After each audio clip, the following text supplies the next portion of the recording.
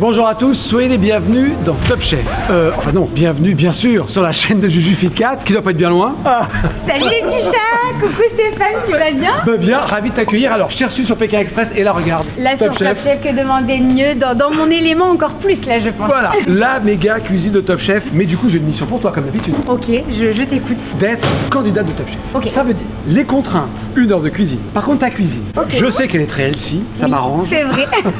Parce qu'après Top Chef, il faut toujours que je perde un peu de poids. Jugé par les chefs. Ça rigole pas du tout les amis. J'avoue que franchement là j'ai une pression, Oui. je pense, qui est Oui. à son apogée. Ils ont un palais extraordinaire, Ouais. ils sont exigeants. Je suis sûr que tu es à la hauteur. Mais alors tu sais, on va faire comme dans le concours. Je vais Ok. faire un décompte et tu files en cuisine 1 heure. Allez là je pars en courant. Ah bah oui. Ah bah d'accord, ok. Vas-y, je suis prête.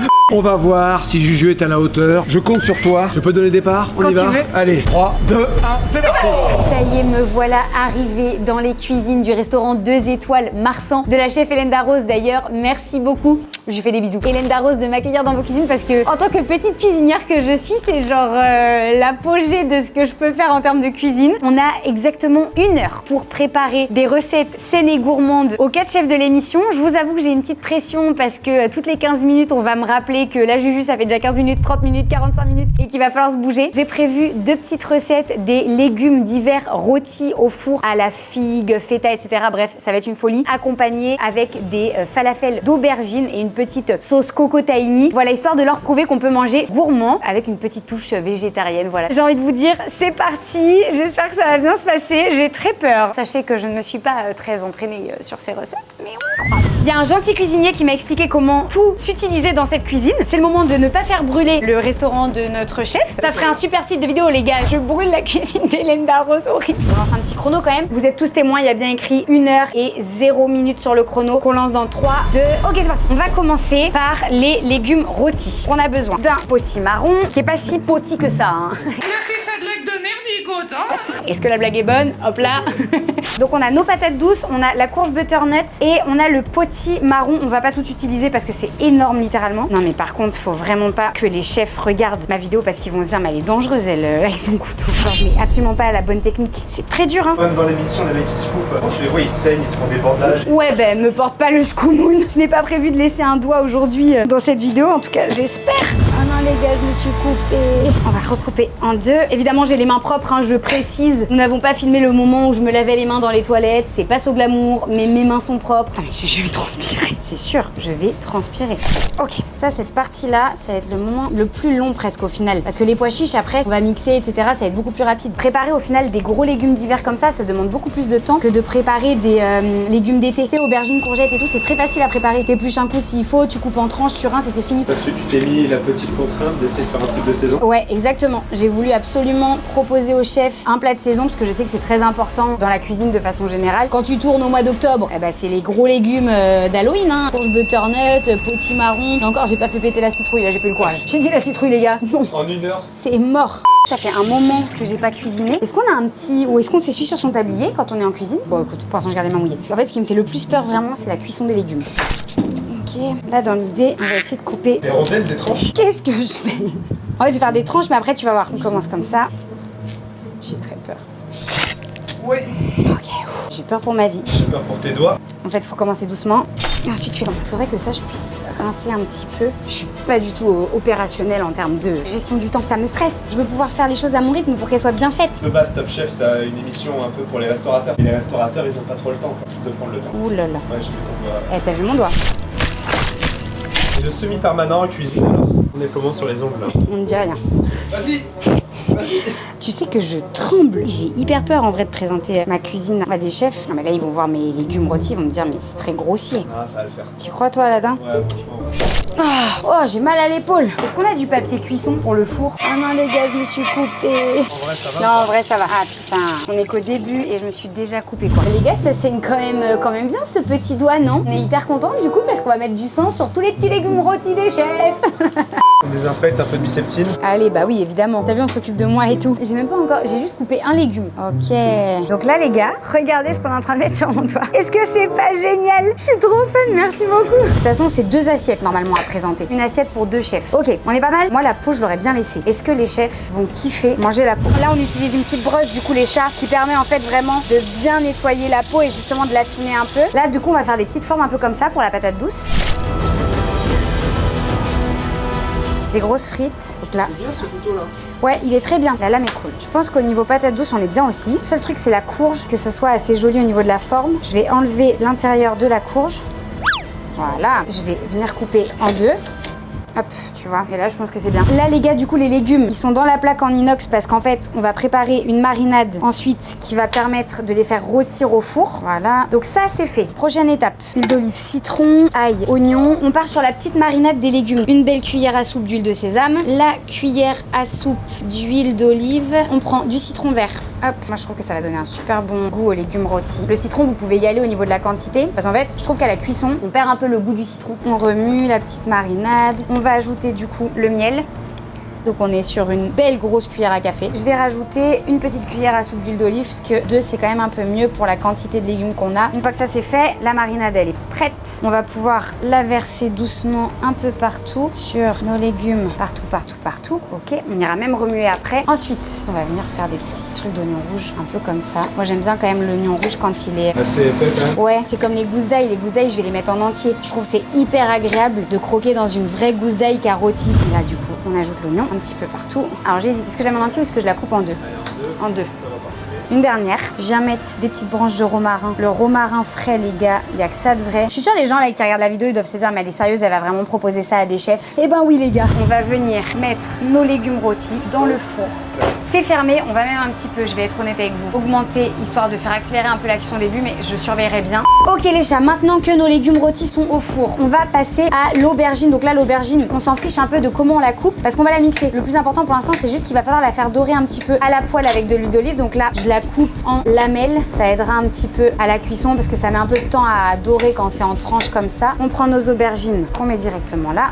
10-12 si on veut que ça cuise bien. Forcément, je vais les faire dorer avec de l'huile d'olive. Oups là, on fait du généreux. Par contre, l'huile d'olive, on y va les gars. On met pas de beurre nous, mais on met des bons lipides. Donc on va mettre 2 cuillères à soupe d'huile d'olive. Ah, on sent, tu vois, ça chauffe vite, ça chauffe bien. On va préparer des oignons et de l'ail parce qu'au moins ça va donner un goût un peu sympa aux aubergines. Et on n'aura pas besoin d'en rajouter en fait quand on fera mixer du coup les pois chiches ensemble. On m'a bien dit, s'il y a un truc Juju que tu dois faire bien, c'est d'assaisonner. Donc l'assaisonnement, c'est pas que sel poivre. Non, l'assaisonnement, c'est pas que sel poivre. L'assaisonnement, c'est les épices que tu peux ajouter. C'est hyper mal vu dans un restaurant étoilé, etc. de ressaler, repoivrer. Enfin, c'est pas que c'est mal vu, mais c'est que c'est un peu vexant. En fait, t'es en train de potentiellement indirectement dire que le chef n'a pas correctement assaisonné. On fait attention à ce que ça ne brûle pas du côté de nos aubergines. Et je pense qu'ils n'ont pas très envie de manger des aubergines brûlées. Là, pareil, en fait, l'oignon, on s'en fiche de comment est-ce qu'on le coupe. Il apporte le goût, mais il sera mixé. Alors, par contre, être petit, ça a l'air de fonctionner et on enchaîne pareil l'ail à tout moment. Moi, ça va être trop assaisonné. Je mets quoi? Je mets la moitié.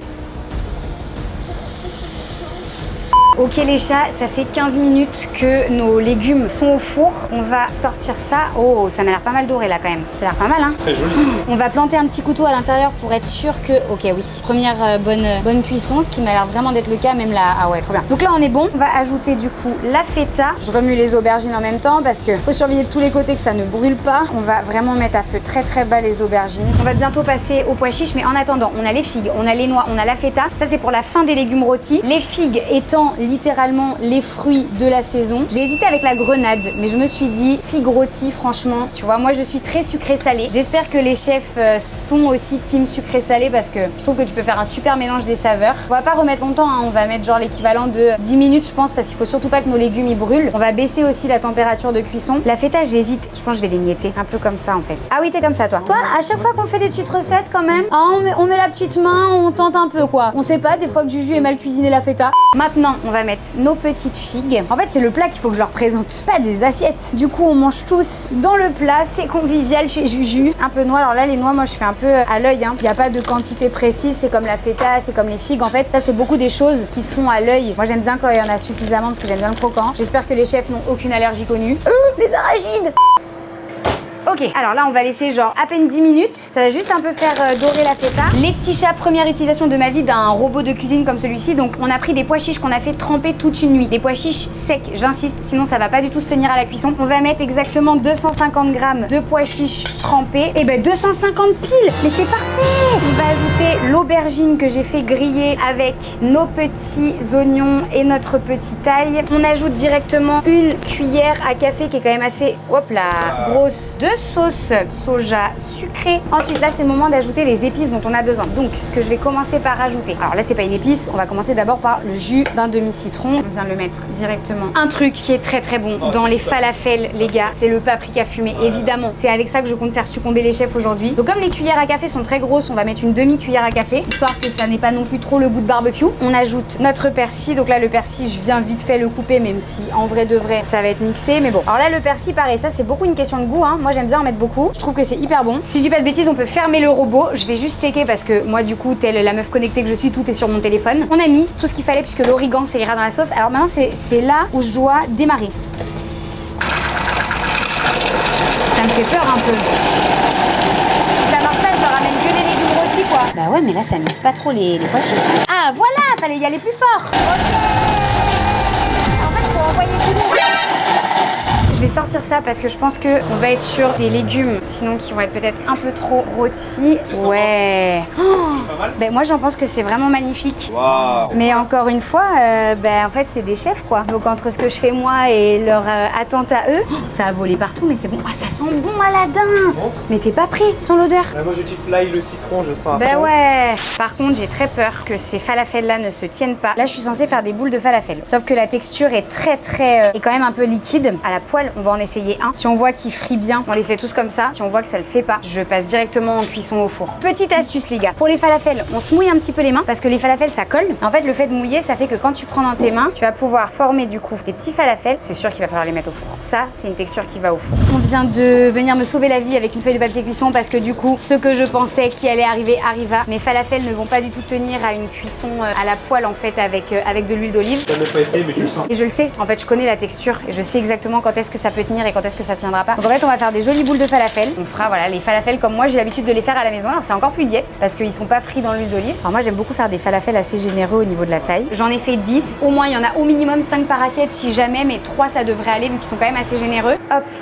200 degrés, 20 minutes, on va les laisser dorer, je vais checker en attendant. On est déjà grave à la bourre et là il me reste encore ma sauce à préparer parce que les falafels au four sans sauce c'est pas possible. Il nous faut du yaourt de coco. On prépare une sauce coco tahini, de l'origan, citron, de la sauce soja sucrée comme dans les falafels. Du coup on en remet aussi un petit peu dans la sauce. J'essaye vraiment d'accorder toutes les saveurs parce que du coup on va également utiliser de la purée de sésame. On a utilisé de l'huile de sésame dans les légumes rôtis. Là vraiment on est dans la fin de la fin de la fin. J'espère que mes falafels vont pas tarder à être prêts. J'ai jeté un coup d'œil, ça commence à être pas mal doré. Petite contrainte aussi qu'il faut savoir, il va falloir que je transporte tout ce que j'ai préparé d'ici jusqu'au plateau de tournage de l'émission Top Chef. Le dressage je le ferai directement sur les plateaux là-bas. Donc là vraiment je mets ma sauce coco dans un compartiment que je vais pouvoir transporter. Donc là on va mettre le petit yaourt de coco. La sauce coco tahini normalement elle fait toujours son effet, c'est une valeur sûre. Je vais ajouter du coup le jus d'un demi-citron vert. On remue une première fois du coup le yaourt de coco avec le jus de citron. Ensuite on ajoute, là on va y aller doucement parce que tout à l'heure j'ai versé ça un peu vite, une cuillère à café qui est quand même assez grosse de sauce soja sucrée.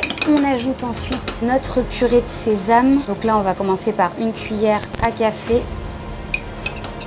L'origan, on en met comme on a envie d'en mettre. Moi, j'aime bien qu'on le voit vraiment suffisamment, l'origan. C'est-à-dire que quand, en gros, vous allez remuer la sauce, que ça fasse comme si la sauce a été perlée avec de l'origan vraiment. Là, on le voit bien, là. Ça, je pense que ça va être cuit, non? Oui, ça a l'air d'être trop bien doré. Là, c'est vraiment la merde en timing. Ouais, mais en fait, le four est ultra puissant. Putain, mais les falafels, ils sont parfaits. Il va falloir embarquer, les gars, parce que le dressage ne se passe pas ici. Je n'ai plus le temps de cuisiner. Il nous reste littéralement 59 secondes, les gars. Sel, poivre. Oh, mais attends, mais là, il y a plein de trucs, mais je sais pas ce que c'est. Comment je sais qu'est-ce qu'est le sel, qu'est-ce qu'est le poivre? La sauce coco, il faut qu'elle soit bien assaisonnée, là. Parce que là, il y a les goûts et tout, mais sel et poivre, trop important. Déjà, on prend tous nos petits falafels qu'on va disposer gentiment. On va espérer que pendant le trajet, ça le fasse. Parce que du coup, en fait, moi, j'ai deux time caps. J'ai un time cap pour la cuisine. Ensuite, j'aurai un time cap dressage. Pour les falafels, on est bon. Je voudrais emmener le plat comme ça, je peux pas emmener le plat comme ça. Là, ok, bah le temps est terminé. Haut les mains. Je crois que maintenant nous n'avons plus le droit de rien toucher. On a la sauce, bon il me manque le sel et le poivre. À tout moment au dressage, ni vu ni connu, je te rajoute ça en 2-2, personne n'aura rien vu. Je pense qu'on est bien. Je propose d'aller retrouver les chefs. Ok les chats, l'opération cuisine est terminée. On est en taxi, on file dans les studios de tournage de Top Chef. J'ai une petite épreuve en plus moi par rapport aux candidats, c'est-à-dire que j'ai le transport. Donc là comme vous le voyez, je protège comme si c'était mon enfant mon plat de légumes rôtis parce qu'à tout moment, un petit coup de frein de façon inopinée, on perd le plat. Genre le plat finit dans le pare-brise, ce que je ne veux pas du tout. Donc là je protège tout bien, les falafels sont en sécurité, la petite sauce et tout. Et puis maintenant on va croiser les doigts pour que tout se passe bien. Les chats, je suis trop stressée. On est arrivé du coup dans le vestiaire de Top Chef. J'ai la pression de fou, il faut que je fasse des belles assiettes. Je vais mettre mes falafels sur ces petites assiettes là que j'ai trouvé, que je trouve magnifiques en mode un falafel par petit trou. Donc on va essayer de prendre vraiment les falafels qui sont les plus jolis. Alors là c'est le moment vraiment de trier ceux qui sont les plus jolis. Moi j'aime bien qu'on voit un peu le persil. Yes, ça tue. Ça rend bien hein. Franchement, c'est top. Ah mais c'est Top Chef. C'était Monsieur Jeu de mots. Bien joué.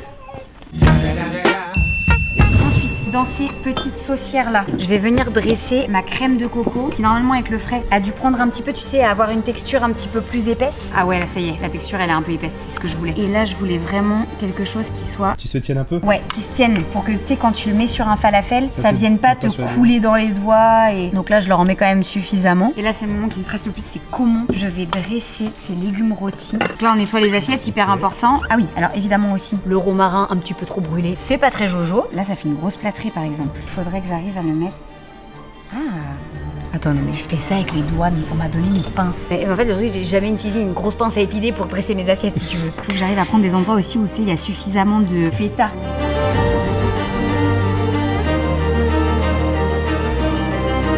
C'est pas mal là, moi j'aime bien hein. Pareil au niveau des petites noix et tout, tu sais les faire tomber un peu autour aussi, ça peut être joli ça. Moi je trouve que en termes de générosité, genre t'as ça qui arrive au restaurant, c'est cool. Les chats, petite touche finale, on va y aller tout doucement sur la fleur de sel qu'on va essayer d'émietter Salt Bay.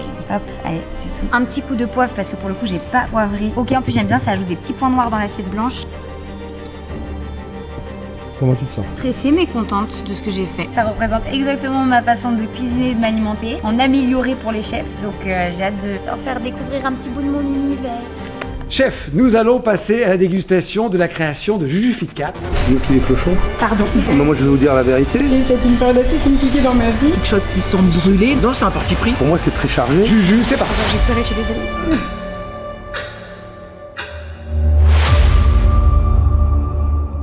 Les chats, aujourd'hui, grâce à Stéphane, j'ai la chance de vous faire visiter les coulisses de Top Chef. Ah oui, on va visiter. Où est-ce que tu nous emmènes? Alors, on va commencer par le plus gros, le plateau. Après, je te Ok. montrerai d'autres coulisses. Bon, déjà, c'est du décor. Hein. C'est-à-dire qu'il faut voir que ça, c'est la cuisine. C'est magnifique. Donc On là, va- c'est là où les candidats sont hyper stressés, en train de faire Exactement. leurs épreuves. Mais quand tu regardes, tu vois, on dirait que c'est de la pierre, mais bien évidemment, c'est rien, c'est léger.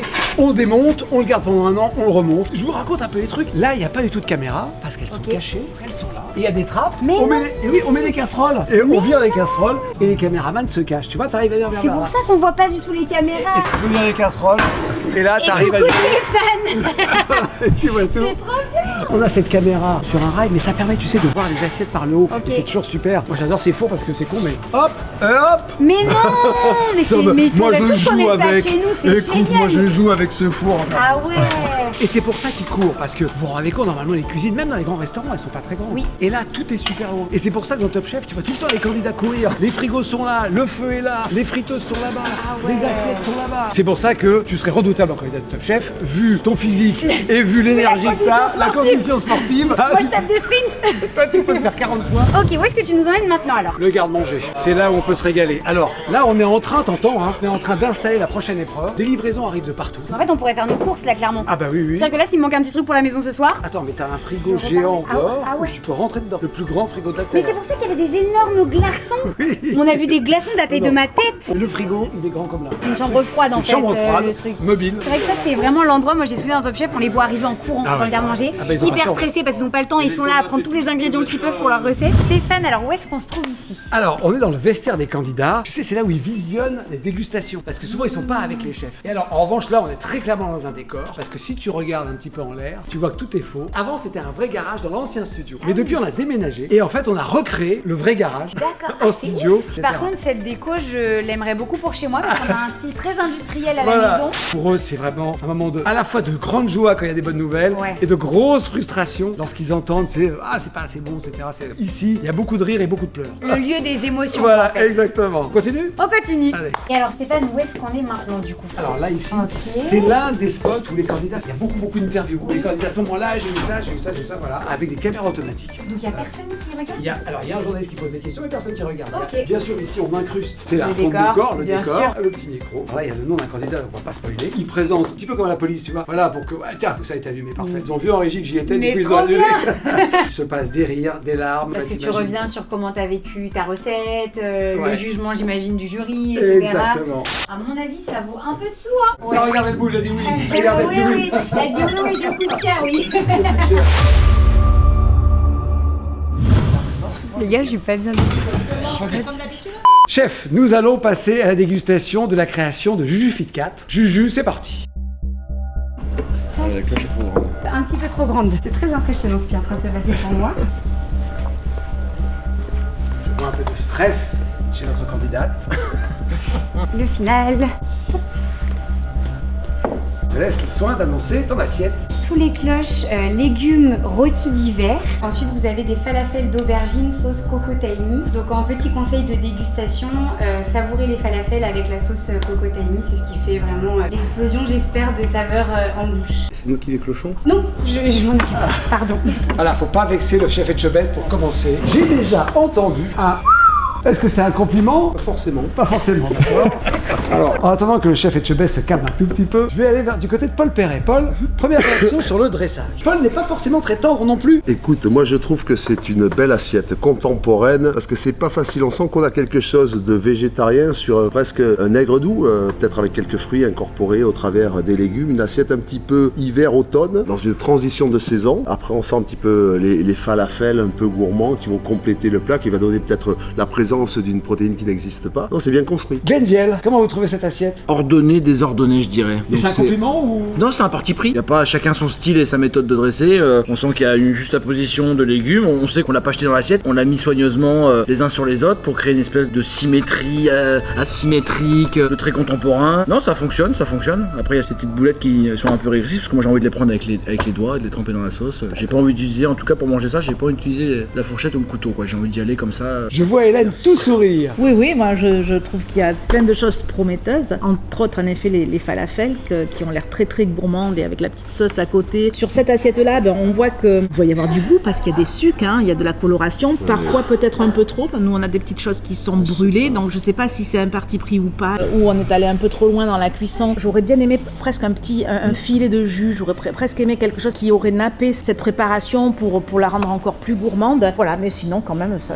reste très engageant. Oui, je vois qu'Hélène a le sourire. Pas Philippe, mais ça veut rien dire. Parfois, il n'a pas le sourire, mais il est content quand même. Il faut vous rendre service ou alors... Faut dire la vérité. Il y avait matière avec les éléments que vous avez mis. Alors c'est vrai qu'il y a une partie un peu brûlée, c'est un peu dommage. Avec presque la moitié des éléments, ça suffisait à faire une assiette jolie et légère. Elle est trop, c'est trop massif, ouais, c'est trop grossier quoi. Ça manque de finesse. Juju, c'est sympa. Juju, c'est joli, c'est élégant, je trouve. Mais pour moi, c'est pas Juju qui a fait une assiette comme ça. C'est plutôt, je sais pas. Jojo, mais c'est pas Juju. Non, je ne partage pas du tout l'avis de Philippe. Voilà, non, alors mais ça, c'est les grands moments, c'est quand ils sont pas coutume. d'accord. Non, mais moi je trouve que justement d'abord, je sais pas Le si débat. on est dans le brûlé. Je crois qu'on est à la limite du brûlé et la limite du brûlé, c'est toujours ce qui m'intéresse le plus parce qu'on a un effet de caramélisation. C'est pas parce que c'est noir que c'est brûlé. Le noir c'est brûlé, mais ça veut pas dire que ça va pas servir le plat. Il y a des désaccords chez les membres du jury, mais l'important c'est la dégustation. Juju a voulu être généreuse et vous faire une belle assiette. Ah, je vois que Glenn commence tout de suite par... C'est ça qui tente le plus Glenn.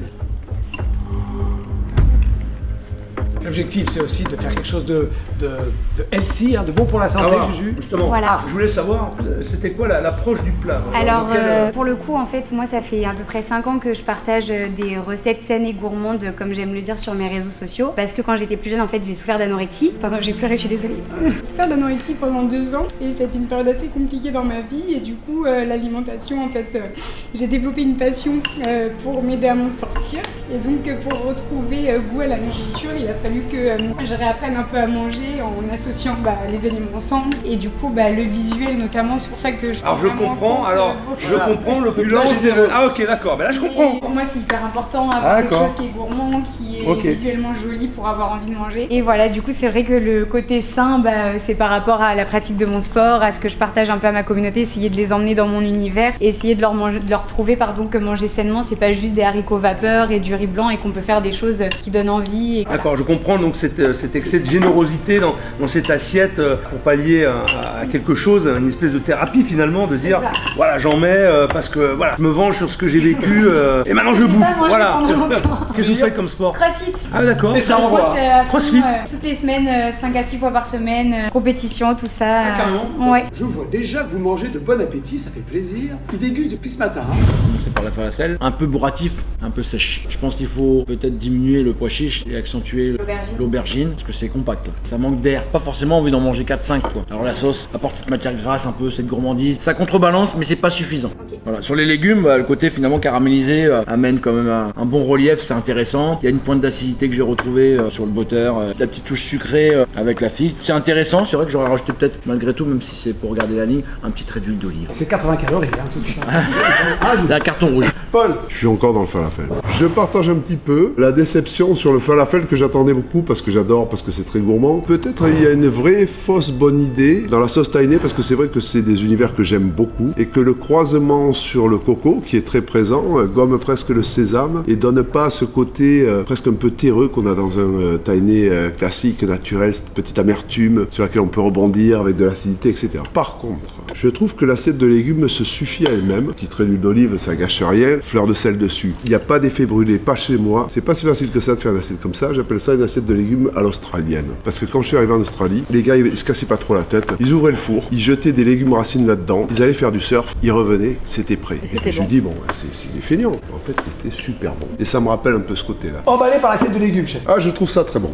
Hélène? Oui, moi j'aime beaucoup l'assiette de légumes aussi. Et en effet, il n'y a pas de brûlé, il n'y a que du caramélisé. Et moi j'aime bien les petites noix aussi qui arrivent, qui sont là pour amener du craquant. Sur la falafel, même bémol, beaucoup plus juteux, je l'aurais aimé. Je pense que c'est juste en effet une proportion entre l'aubergine et le pois chiche, tout simplement. Et le coco très présent dans la sauce. Mais pour ma part, j'aime bien le coco, donc ça. Hélène a le sourire. Philippe, je vois que Philippe il en prend. Ouais, mais moi j'aime bien l'assiette de légumes est meilleure que belle. Ils sont bien cuits. C'est vrai que la caramélisation elle est là, elle est présente, elle est pas dérangeante. Mais finalement j'aime bien moi l'association avec la petite sauce. Je connais pas l'origine de cette sauce, moi j'en ai jamais goûté. Moi je la trouve très bonne. Puis oui, les falafels c'est bourratif. N'hésitez pas, on fait des trucs comme ça. Mettez des herbes. Ouais. Allez-y, mettez des herbes à bloc. Vous voyez, ça ramène de la fraîcheur tout de suite. Faut pas avoir peur d'en mettre des herbes. Ça peut alléger légèrement. Moi j'aime bien l'association vraiment légumes et puis de la sauce. Bon, les légumes sont bien cuits. J'ai entendu des jolis compliments. Forcément, c'est les grands chefs, alors ils réagissent. Réaction Juju. Déjà, je suis hyper touchée que vous ayez pu goûter ma cuisine. Donc, je suis très touchée, je vais repleurer sur lui. Je suis très émotive aussi. Non, vraiment très touchée, merci beaucoup. Pour moi, c'était une super opportunité de pouvoir vivre cette expérience. Du coup, je pense qu'il y a beaucoup de gens qui rêveraient d'être à ma place et de vous proposer leur cuisine avec des niveaux bien plus supérieurs aux miens. Donc, merci pour vos retours aussi parce que moi, ça me permet de m'améliorer. C'est hyper important. Je propose des recettes saines tous les jours aux gens qui suivent mon parcours, mais si je peux leur proposer des choses encore mieux grâce à vos conseils, pour moi, c'est que du plus. Donc, vraiment, merci pour tout et voilà, ravie de vous avoir fait tester tout ça. Bravo. Merci, merci beaucoup, Juju. Merci, félicitations. Bravo, Juju.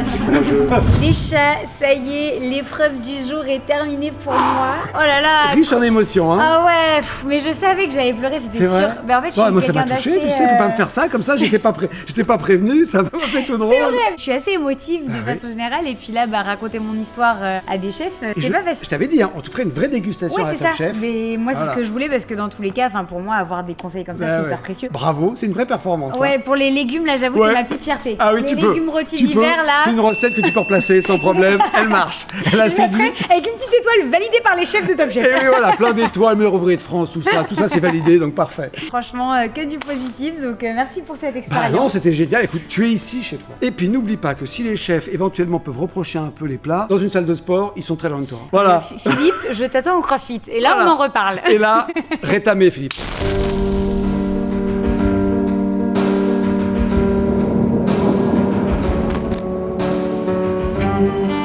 Je fais partie du concours Top Chef.